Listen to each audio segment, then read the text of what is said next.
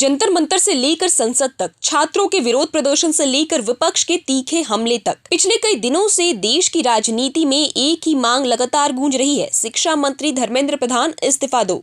लेकिन बड़ा सवाल यही है कि आखिर इतना बड़ा विरोध प्रदर्शन होने के बावजूद मोदी सरकार ने अब तक धर्मेंद्र प्रधान का इस्तीफा क्यों नहीं लिया?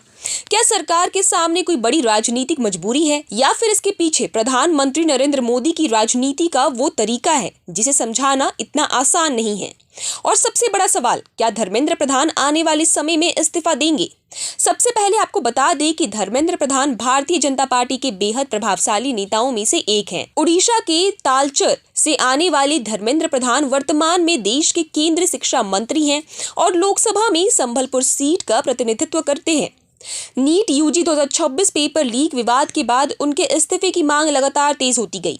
जंतर मंतर पर छात्रों का प्रदर्शन, सोनम वांगचुक का 26 दिनों का अनशन और विपक्ष का संसद से लेकर सड़क तक विरोध, इन सभी के बीच सरकार पर लगातार दबाव बनाया गया, लेकिन सरकार ने अब तक इस्तीफा देने का कोई संकेत नहीं दिया है। तो आखिर इसकी वजह क्या है? सबसे पहली और सबसे बड़ी वजह मानी जा रही है गलती स्वीकार करने का डर। अगर सरकार धर्मेंद्र प्रधान का इस्तीफा लेती है तो विपक्ष इसे सीधे सरकार की स्वीकारोत्मक के तौर पर पेश कर सकता है। यानी विपक्ष का कहना होगा कि नीट पेपर लीक मामले में सरकार ने अपनी नाकामी मान ली।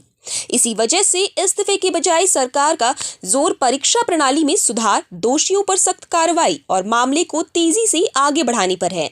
सरकार की कोशिश शायद यही है कि पूरे विवाद को किसी एक मंत्री के इस्तीफे तक सीमित करने की बजाय सिस्टम में सुधार की दिशा में आगे बढ़ाया जाए। दूसरी वजह, प्रधानमंत्री नरेंद्र मोदी की राजनीतिक कार्यशैली।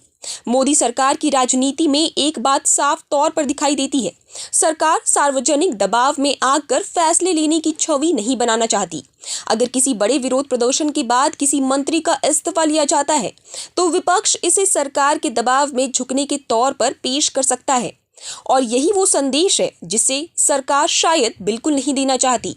सरकार अपनी मजबूत नेतृत्व वाली छवि को बनाए रखना चाहती है, इसलिए किसी भी बड़े फैसले को सड़क पर हो रहे विरोध या राजनीतिक दबाव से जोड़कर लेने से बचा जाता है। तीसरी वजह, भविष्य का राजनीतिक खतरा। अगर इस मामले में दबाव के बाद धर्मेंद्र प्रधान का इस्तीफा हो जाता है तो आने वाले समय में विपक्ष हर बड़े विवाद पर मंत्रियों के इस्तीफे की मांग को और तेज कर सकता है। सरकार के सामने ये डर हो सकता है कि एक बार दबाव में इस्तीफा लेने की मिसाल बन गई तो हर राजनीतिक संकट में यही मांग दोहराई जाएगी। बीजेपी पहले भी इस मुद्दे पर अपनी अलग राजनीतिक लाइन रखती रही है। साल 2015 में तत्कालीन गृह मंत्री राजनाथ सिंह ने कहा था कि सिर्फ आरोप लगने के आधार पर मंत्रियों के इस्तीफे नहीं हो सकते हैं। यानी मोदी सरकार का रुख काफी हद तक यही रहा है कि आरोप और जांच के आधार पर तुरंत इस्तीफा लेना जरूरी नहीं है। हालांकि ऐसा भी नहीं है कि मोदी सरकार ने कभी दबाव में फैसले नहीं लिए हों।